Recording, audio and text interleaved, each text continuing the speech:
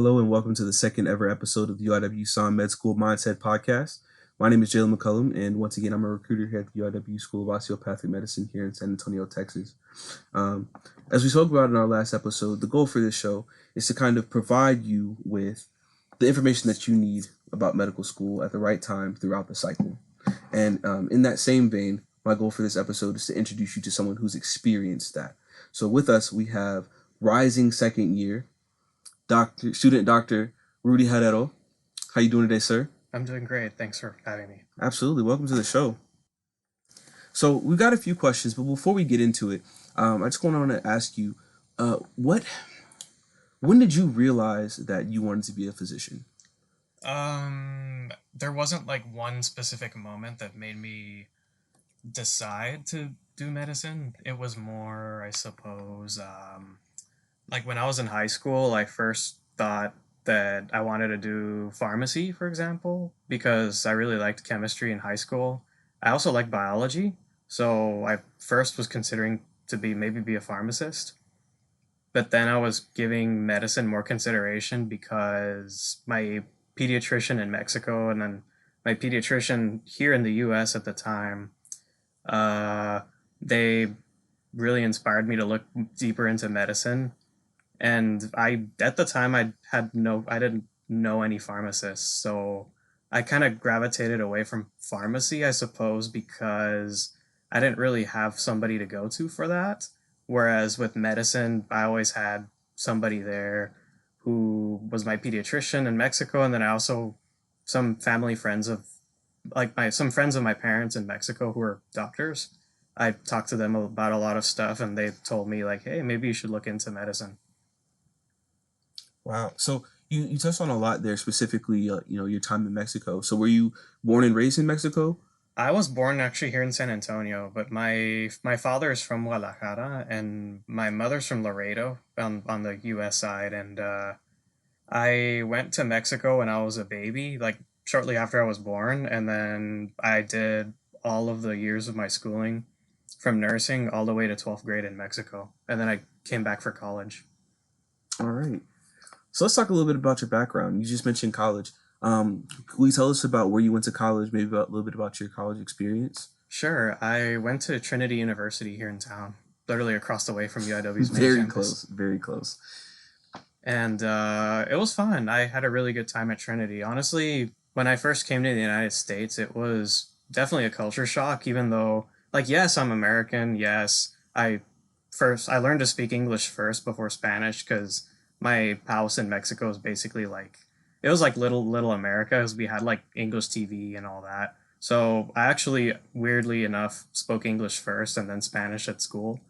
And, but it was still a culture shock because even though you are American, if you don't grow up in America, you still get the culture shock. I don't know, it was a lot to take in at first, but then I found my place.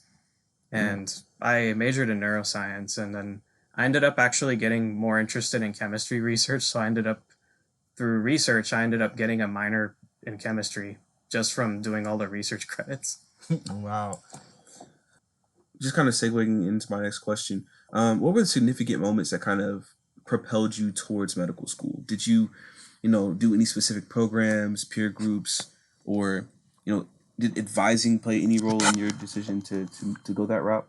Yeah, it at first, yeah, like I mentioned before, at first I talked about it with my pediatricians in Mexico and some people that I knew, but then after that, like when I started college, I basically started talking to a lot of the pre-med students there and I joined the Alpha Epsilon Delta Club on the campus and I got to know everybody that was in like basically the pre-med side of things in college and I met the pre-med advisor at the school, Dr. James Schinkel. Shout out to Dr. Schinkel, by the way. He's awesome.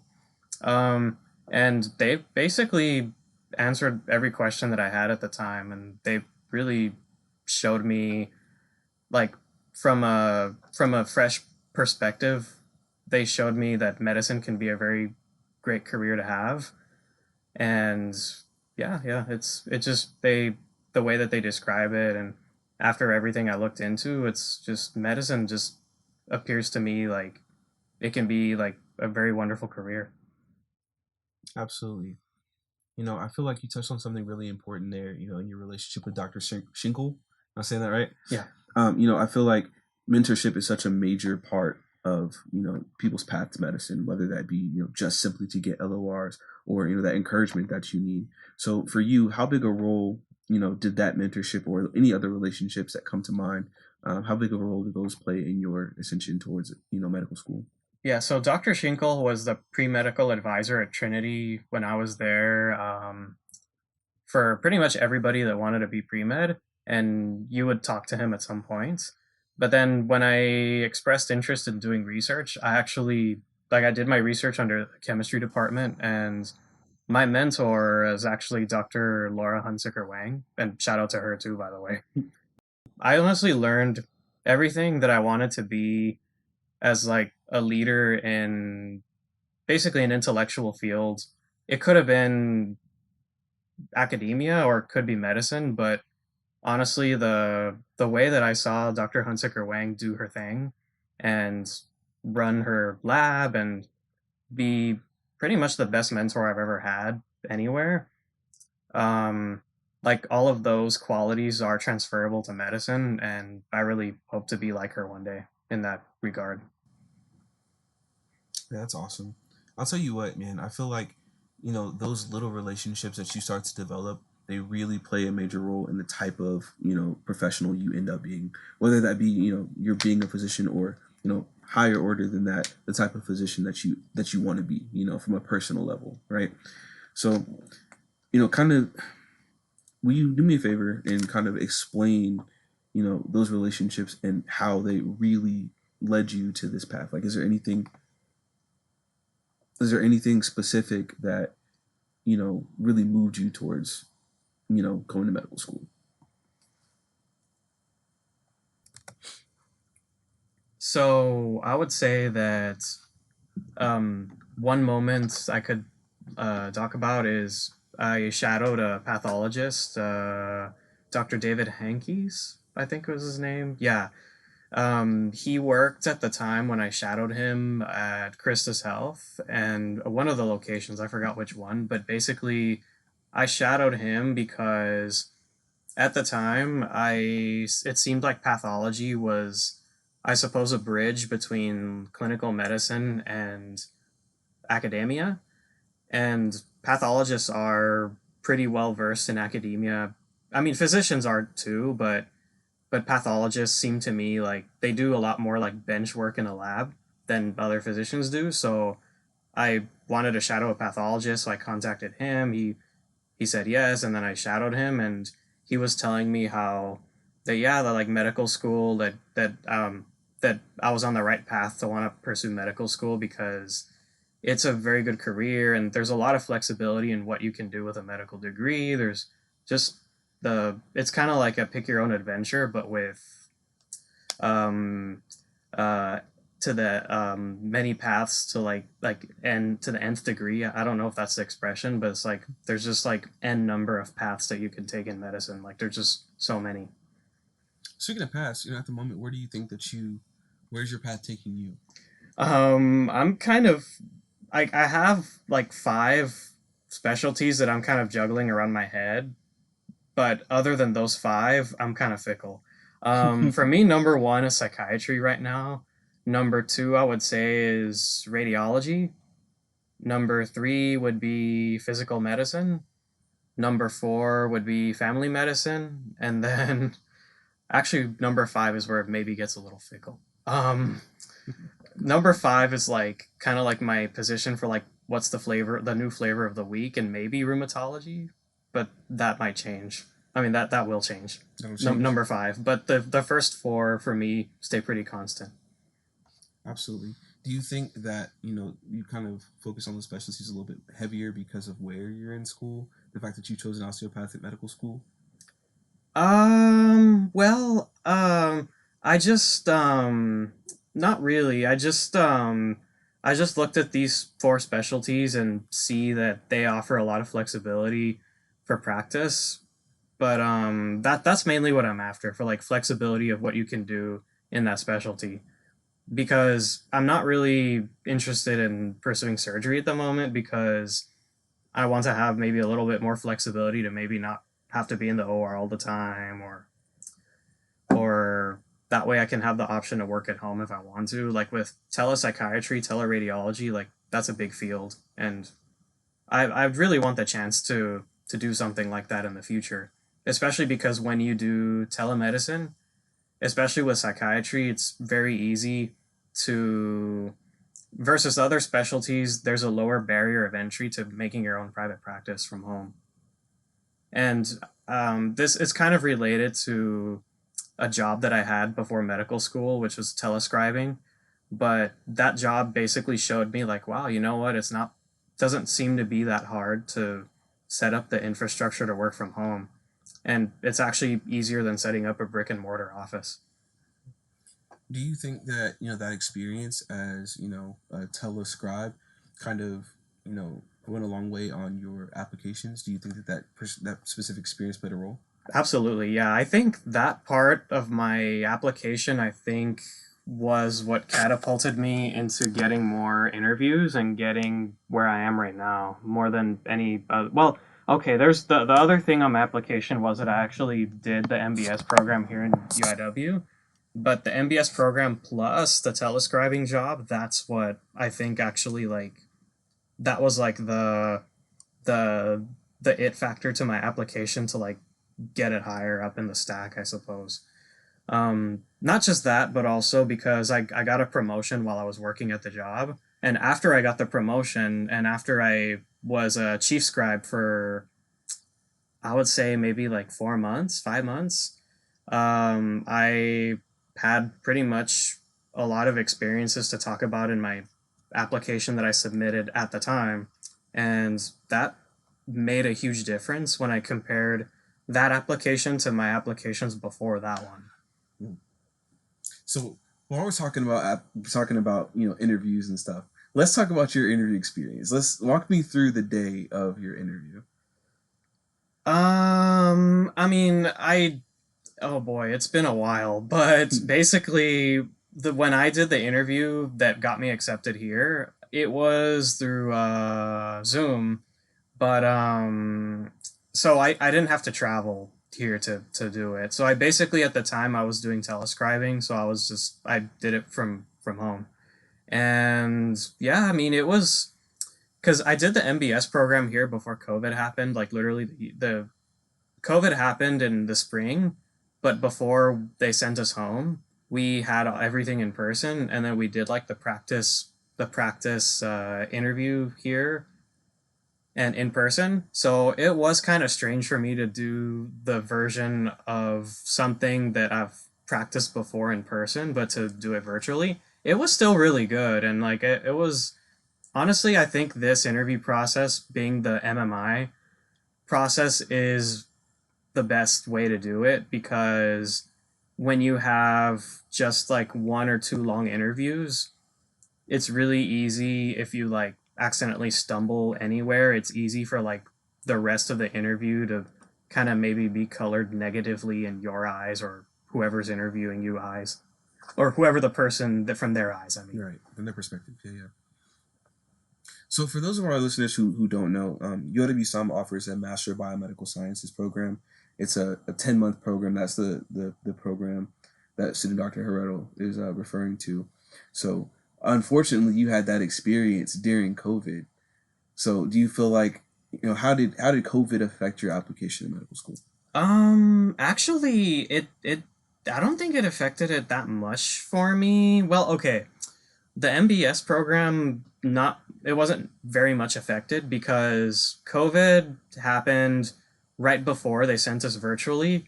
Like basically they announced COVID from what I remember in like December, but then we were in person all the way up to spring break, but then during spring break they told us we're not coming back in person, and that we're going to do every the rest of the program virtually.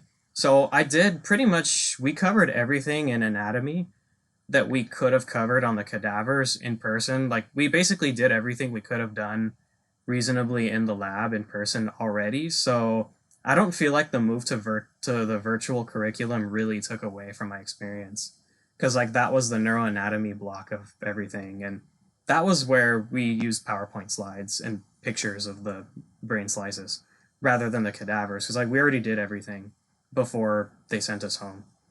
Man, can you talk a little bit about the curriculum at MBS and some of the things that you got to experience, especially with, in anatomy? I will say the MBS program, from what I remember, basically it was very anatomy heavy. So it'll prepare you for the anatomy component of the DO program extremely well.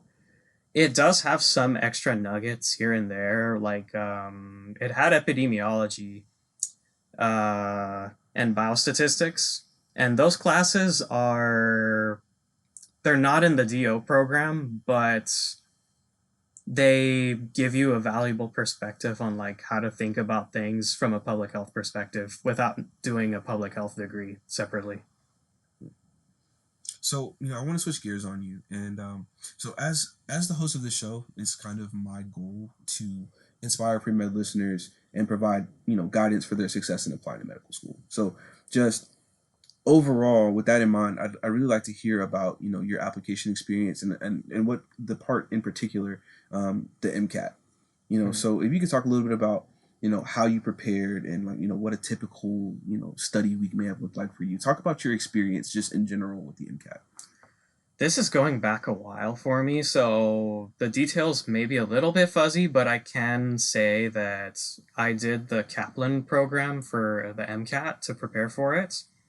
I did that through the MBS program. They sponsored that, and they sponsored like in-person sessions here to study for the MCAT. So that was excellent, and that really helped a lot. Especially our instructor, uh, Steve Moody, I think was his name.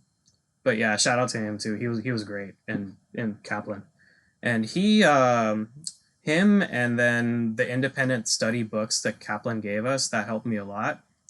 But when the time came for me to like, I suppose it's like the dedicated in quotes study time for the MCAT, when that time came when I was on my own, what I would do is I would do the Kaplan test bank and just use it to like practice content, because the scores on those tests weren't that great.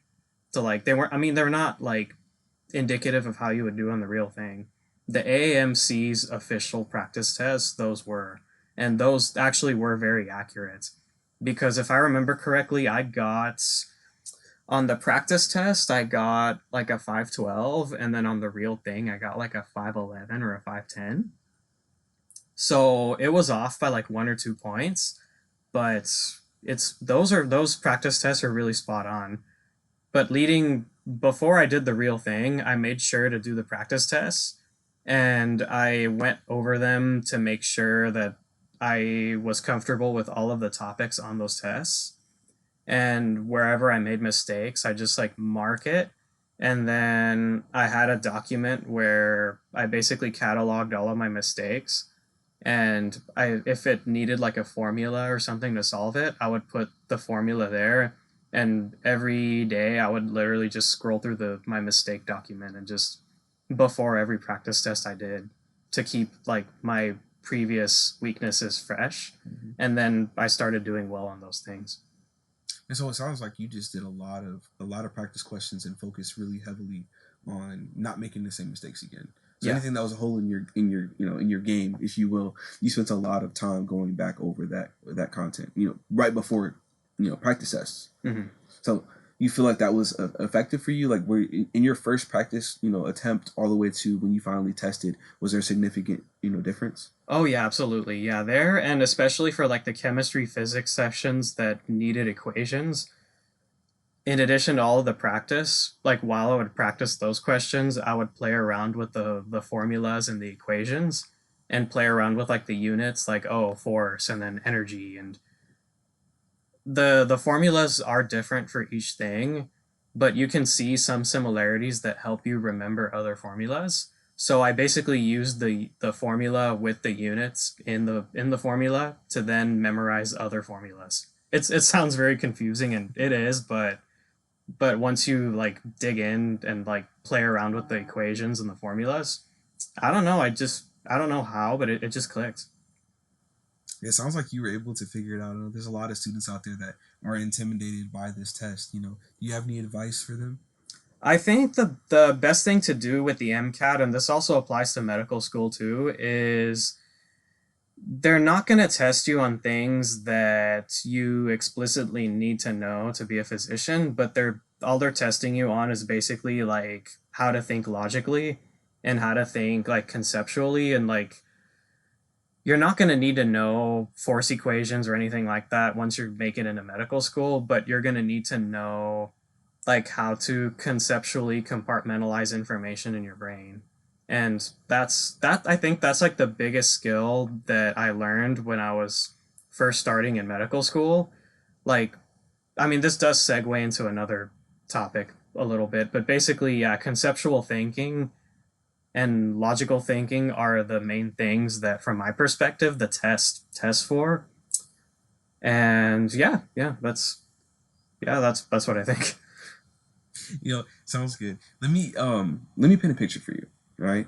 So you mentioned we talked about your interview. You interviewed. We talked about your MCAT. You did that. We talked about your Master of Biomedical Sciences and all the things that you did that kind of prepared you for this moment.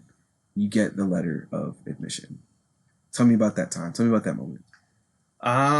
Honestly, I was relieved to know that I got accepted to UIW. Like, cause I interviewed with some other schools, but I got waitlisted at them, and then I never heard back from them. And yeah, I got accepted at UIW, and I was relieved mainly because at the time I wasn't sure if I was gonna get accepted anywhere, like ever. And I was actually like at the moment kind of like on a slump a little bit and thinking like, oh man, what am I gonna do? What am I gonna do?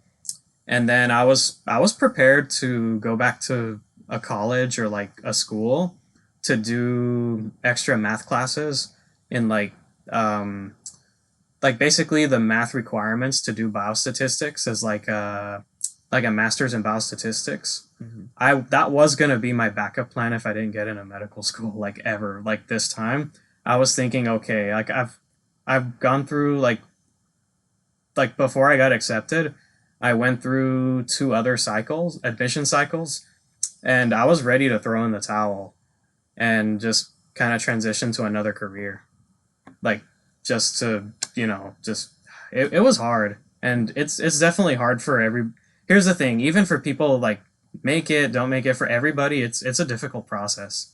And I think that's the part of the process that not a lot of people talk about that much, about how it can be hard and dealing with like, because honestly, like I forgot there's a lot of different sayings that boil down to the idea that the worst enemy is yourself.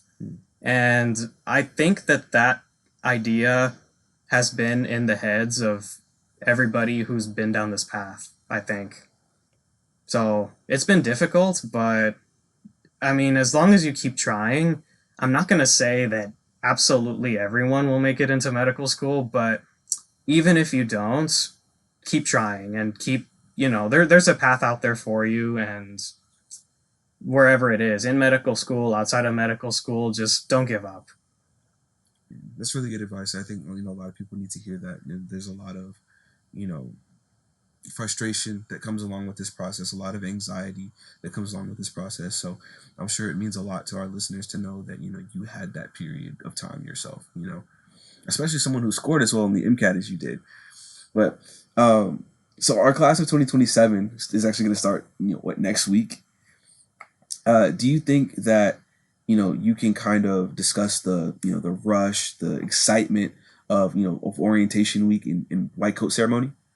Honestly, like the white coat ceremony, it was like the most. I think it was really exciting. It was like the most exciting thing that's happened to me in a while. Like it was great to go to the Tobin Center and have my family there, my friends there, and then after that we went to have a lunch with other people that couldn't make it to the event, and with more people, and it was nice. It was really lovely.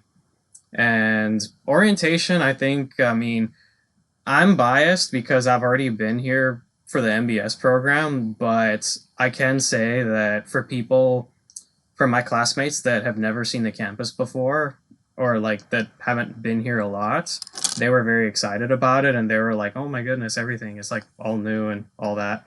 And I mean, we didn't hang out in the room that DO students hang out in an MBS program, but I guess maybe just from my perspective, like the novelty of the campus experience kind of was gone already because I've already seen it before. But I can tell you that the people who weren't used to it, they were excited and they were like, "Oh my goodness, this is great!" and this is like exciting.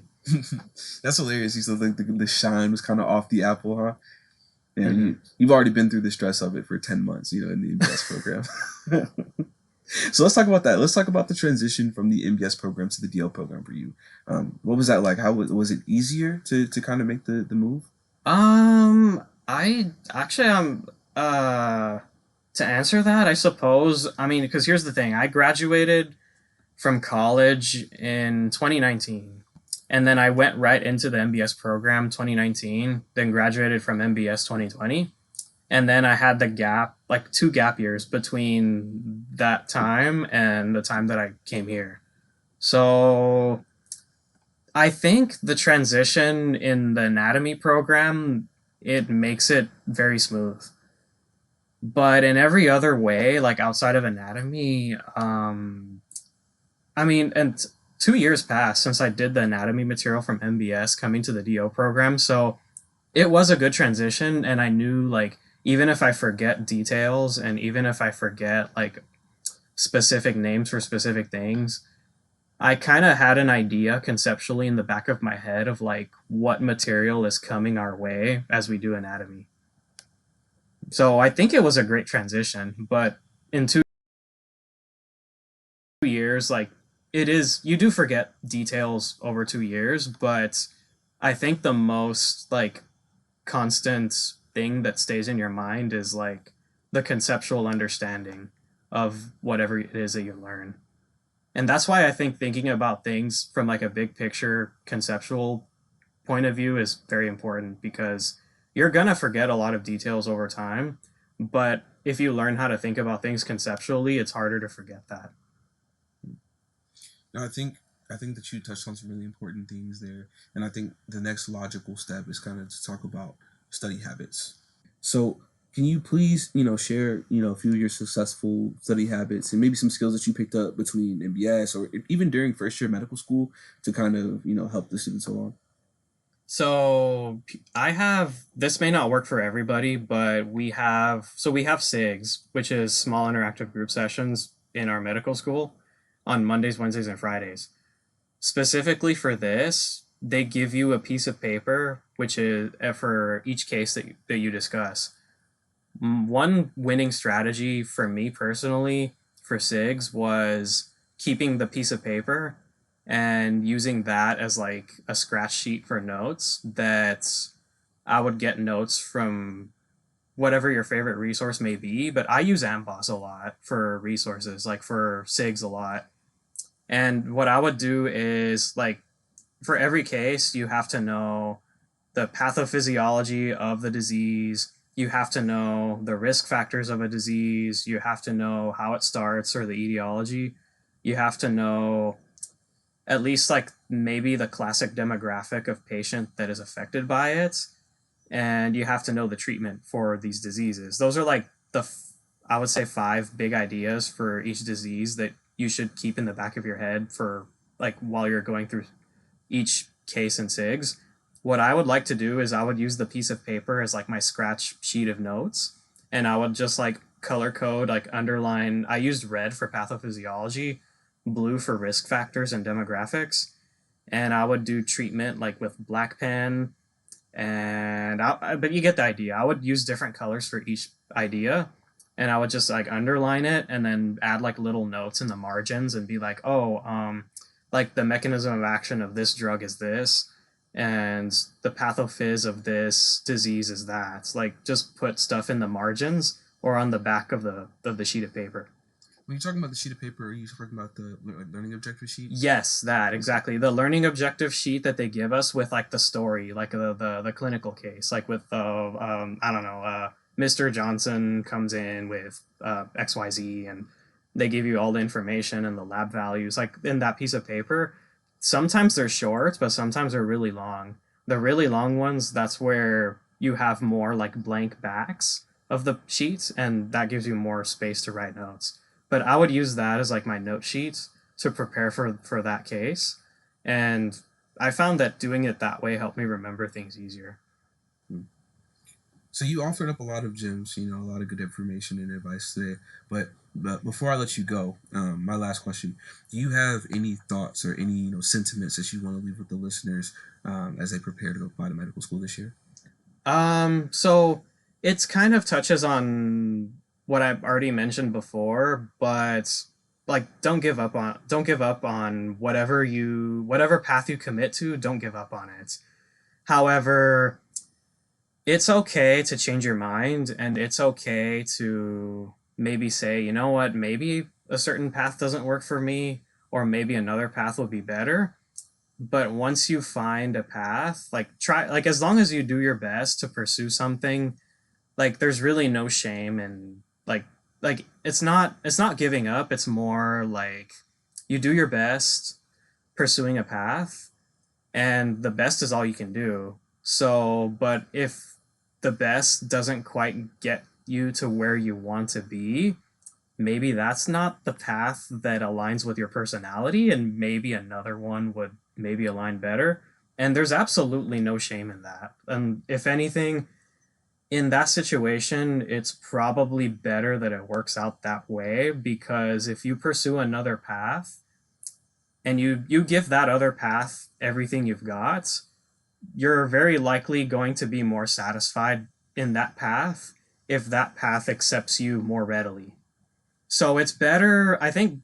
Yeah, so the moral of the story is whatever you decide to do, don't give up, because you'll find a path where you will be satisfied and you will be fulfilled, and where your personality and your skill set will intermingle like better. Thank you, sir. Well, Sudadang Herero, I want to thank you for joining us today on the Med School Mindset podcast. I want to just, thank our viewer or our listeners for tuning in today. And again, to our viewers, I want to invite you to ask us your questions via Instagram at UIWSOM. DM us your question along with the hashtag MedMind, or in the comment section below. Just, kind of ask us your questions, and we'll take the opportunity in our next episode to kind of address those. But I'm Jalen McCullum, and we'll catch you next time on Med School Mindset.